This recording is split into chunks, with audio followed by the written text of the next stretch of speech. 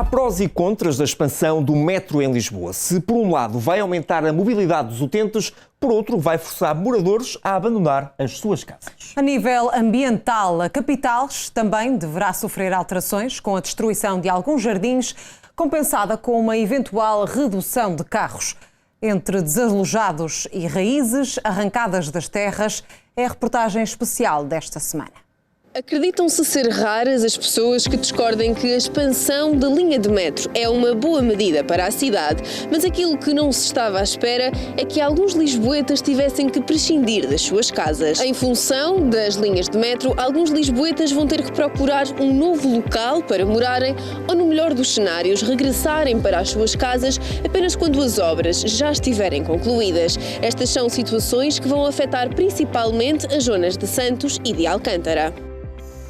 No âmbito da expansão da construção da linha circular, nomeadamente da estação de Santos, como também no âmbito da expansão da linha vermelha, com a construção da ligação final que atravessa o baluarte do Livramento e vai dar acesso à estação de Alcântara, vai ser necessário proceder-se a alguns desalojamentos. Uns a título definitivo, outros serão a título temporário. Portanto, a informação que nós vamos tendo do metropolitano é de que estão a ser neste momento feitos contactos com todos os que terão que ser desalojados para poderem encontrar soluções alternativas ou soluções definitivas, conforme for o caso. Importa, por isso, entender que tipo de situação vai afetar cada um dos moradores em causa. O desalojamento temporário ocorre na zona de Santos. Na zona de Alcântara já há alguns que é a título definitivo. Há alguns edifícios que vão ter que ser vagados para ou serem demolidos ou, no caso de um em particular, vai passar pelo meio do edifício a linha de metro, que obriga necessariamente a que as casas estejam desocupadas. Certo é que as obras ainda não arrancaram em todos os locais da cidade que vão ser afetados, mas apurados os factos, estará a situação de Alcântara já definida. A informação que tivemos na fase inicial é que haveria um prédio pela obra do metro que teria que ser expropriado. Essa informação ainda não foi validada, uma vez que também falta a questão dos acessos, com a questão dos acessos a serem efetivados de uma das propostas que está em cima da mesa. Estivemos a falar em 2 prédios, estamos a falar em 4 famílias. A informação que temos do metro é que ainda não está fechado nenhuma dessas situações, portanto ainda não deram início sequer aos contactos com nenhuma destas famílias. Mas ao que a Record TV conseguiu apurar, as estimativas por parte das juntas de freguesia já estão feitas. Em Alcântara existem 4 famílias que possivelmente se podem juntar à equação. Já no panorama geral, o número é mais abrangente. Ao todo, nos 2 locais, estaríamos a falar de cerca de 30 famílias, sendo que dessas, uma maioria seriam a título definitivo. Agora, algumas das obras que o Metropolitano tem vindo a desenvolver, por questões de segurança, não que haja qualquer tipo de risco, mas apenas por uma questão de prevenção, também se optou por vagar esses edifícios e encontrar soluções temporárias para as restantes famílias.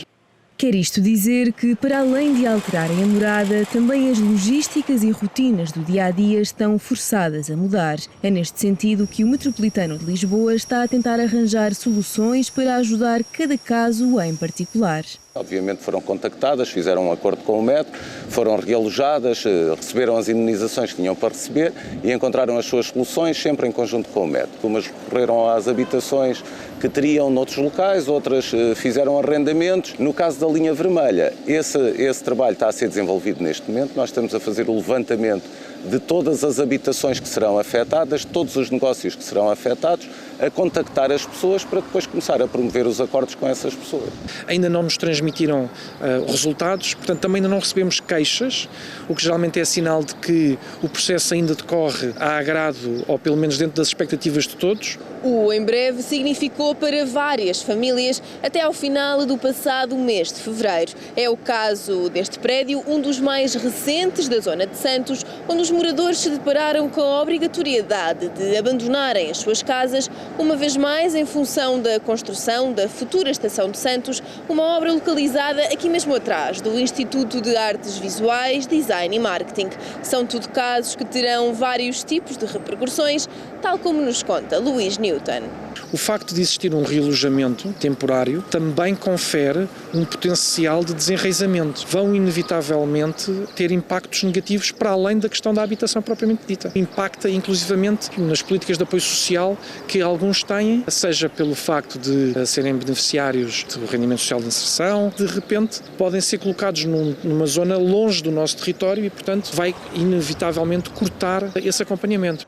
As peças estão em cima da mesa e a verdade é que ainda muito pode mudar, até porque, de acordo com o projeto inicialmente apresentado, em Alcântara vão ficar condicionados os acessos à ponte 25 de Abril, nomeadamente através da Avenida de Ceuta, e as ligações de início e de fim do eixo norte-sul, até por fim chegar ao Jardim da Parada, em Campo de Ourique. Ora, apesar do Metropolitano de Lisboa se manter aberto ao diálogo com as autarquias, as preocupações vão manter-se até que a empresa apresente finalmente a decisão final. Preocupa-nos a questão dos acessos durante a altura das obras. Preocupa-nos também o facto de o metro, a linha vermelha, chegar a Alcântara, pressupõe também a simultaneidade da criação do LIOS, do metro de superfície, que ligará então essa estação, a estação de Alcântara até Oeiras, até ao Jamor. A outra questão que nos preocupa, que entendemos que é uma grande oportunidade, retirar o acesso da ponte de todo daquele local e construir um novo acesso da ponte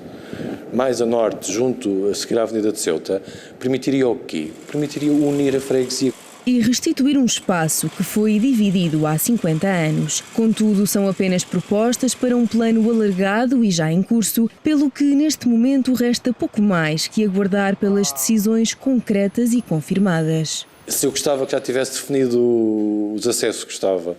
Se eu gostava que a definição fosse aquela que nós entendemos, também gostava. Agora, neste momento, o que nós estamos a fazer é aguardar.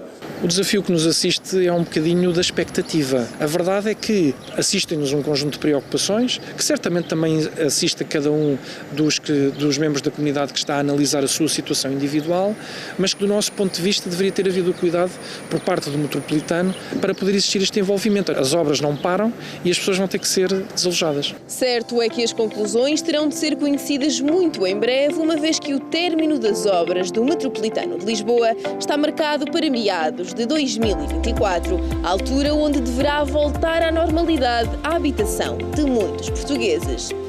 Mas viremos agora as atenções para uma outra problemática colateral à expansão das linhas de metro, o impacto ambiental.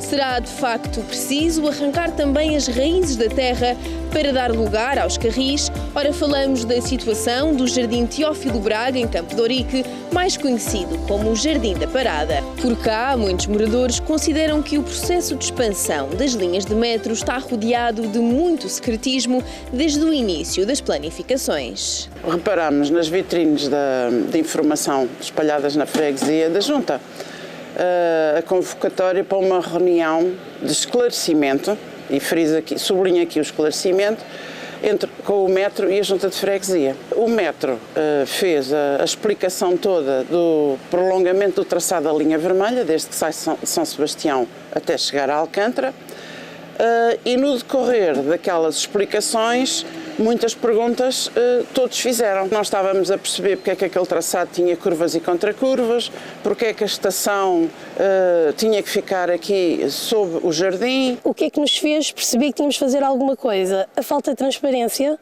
a falta de justificações, a falta de documentos. As perguntas foram sendo colocadas e o que nós percebemos, no fundo, é que aquilo não era uma sessão de esclarecimento, era uma sessão de convencimento. A opinião justifica-se com o facto da consulta pública ter encerrado 8 dias antes da mencionada sessão de esclarecimento. Por esse motivo, no momento da dita explicação, as decisões já estavam tomadas e desde então nunca nenhum documento foi disponibilizado aos membros do movimento Salvar o Jardim da Parada. No entanto, o Metropolitano de Lisboa esclarece que, a par de todos os documentos estarem disponíveis para consulta pública, o intuito da sessão nunca foi o de definir o traçado da futura estação de Campo de Ourique. Nós temos que ver as coisas no contexto que elas têm. Existe uma lei e um procedimento administrativo próprio para fazer uma consulta pública no âmbito da avaliação de impacto ambiental. E isso foi aquilo que o Metro promoveu em conjunto com a APA, e sem isso nem sequer poderia ter havido avaliação de impacto ambiental. Coisa diferente é a forma como o Metro ouve os seus parceiros. E a primeira audição que fazemos dos parceiros é através dos seus representantes. O que é que isto quer dizer? Que o Metropolitano, antes de qualquer traçado, houve a Câmara Municipal, houve as juntas de freguesia, houve o Instituto da Conservação da Natureza e das Florestas, houve todos os poderes públicos que têm que ouvir e houve todos os interessados, em forma de representação, obviamente, que pode ouvir. Só a partir daí é que os traçados começam a ganhar forma. Aquilo que nós fizemos juntos nas juntas de freguesia foram sessões de esclarecimento. Portanto, o que nós fomos dizer é, nós vamos fazer esta linha com este traçado e com estas estações. E agora queremos ouvir que forma é que os senhores têm para nos mitigar os impactos que nós possamos aqui causar. Ouvidos os dois lados da moeda, há uma pergunta que se impõe. Quais são os prós e os contras da construção da estação de Campo de Ourique no Jardim da Parada? Vejamos aquilo que está em causa para o movimento criado pelos locais. Nós não nos queixamos só de algumas árvores, é que o problema aqui vai ser a obra em si. Um poço de ataque que vai ser ali ao pé onde está o parque infantil, com 11,40 metros de diâmetro, para onde começam as máquinas a atacar. A uma profundidade de 36 metros, quer dizer, as coisas não ficam estanques ali, quer dizer, quando há necessidade, eles põem um estaleiro. O normal é expandir-se, para poderem operar num sítio destes, com este tipo de arquitetura e de ruas. Como é que isto vai acontecer? Portanto, o nosso medo, e infelizmente quase que a certeza, é que estas árvores, se não morrerem na altura das obras, vão morrer a seguir. Como é que é possível uma obra do Estado vir destruir o nosso jardim? Aqui é o nosso ponto de fuga ao calor, é o nosso centro de convívio e isto está inundado de gente. São crianças às centenas que vêm aí das escolas e que ficam aqui a brincar, são estas mesas que estão ocupadas pelos idosos a jogar às cartas, é ali o centro de convívio aqui de volta de uns cafezinhos e até às 2 da manhã este jardim tem vida. Mas, ao que a Record TV sabe, a vontade e as indicações dos estudos não pretendem alterar a dinâmica e a vivência do espaço. Ainda assim, analisados os factos por parte das entidades públicas, verdade é que o Jardim da Parada se sobrepõe a qualquer outro local, anteriormente equacionado, como o Largo dos Prazeres ou o espaço imediatamente à frente da Igreja Santo Condestável. A escolha da localização de uma estação tem a ver com um concurso de fatores. Portanto, a dificuldade da construção, o que é afetado por essa construção, nomeadamente se são construções, são espaços vazios, a centralidade das estações e, sobretudo, a procura que essas estações têm. E no concurso de todos esses fatores, o Jardim da Parada apresentou-se como a melhor solução. Porque, primeiro, não afeta nenhuma das construções envolventes. Em segundo lugar, a estação é construída dentro de um maciço rochoso em que, segundo os especialistas que nós contratamos, não existe impacto sobre as árvores. E, em terceiro lugar, nós monitorizamos tudo aquilo que fazemos. E, garantidamente, quando sairmos do local, deixaremos um local melhor do que aquilo que encontramos. Que apenas 2 árvores não classificadas vão desaparecer. Todo o espaço vai ser requalificado do ponto de vista do jardim, do parque infantil que lá existe, dos acessos que lá existem e, portanto, a solução final será, estou convencido, contente das pessoas.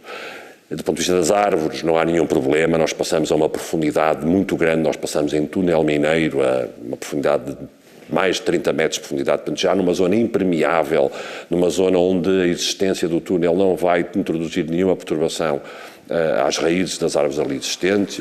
A verdade é que, uma avaliação custo-benefício, esta foi aquela que nos trouxe, digamos, a combinação ideal. Tudo motivos que conduziram a empresa pública até Campo de Ourique. A localização da estação Campo de Ourique faz parte, e a decisão sobre essa localização faz parte de um estudo alargado de toda a extensão da linha vermelha. Estamos a falar de um investimento que neste momento já vai nos 405 milhões de euros, um investimento muito expressivo, e que tem por trás sempre um estudo muito, muito detalhado do ponto de vista de engenharia. Ou seja, um traçado de uma rede de metro não se faz a desejo. Há regras que se têm que cumprir, de alinhamentos, raios de curvatura, um conjunto de coisas desta natureza. Por outro lado, nós queremos estar onde as pessoas estão. E não adianta fazer uma linha que não vai perturbar ninguém se ela depois também não serve a essas pessoas. Mas, quando as decisões são tomadas, são acautelados todos os aspectos que podem ter impacto.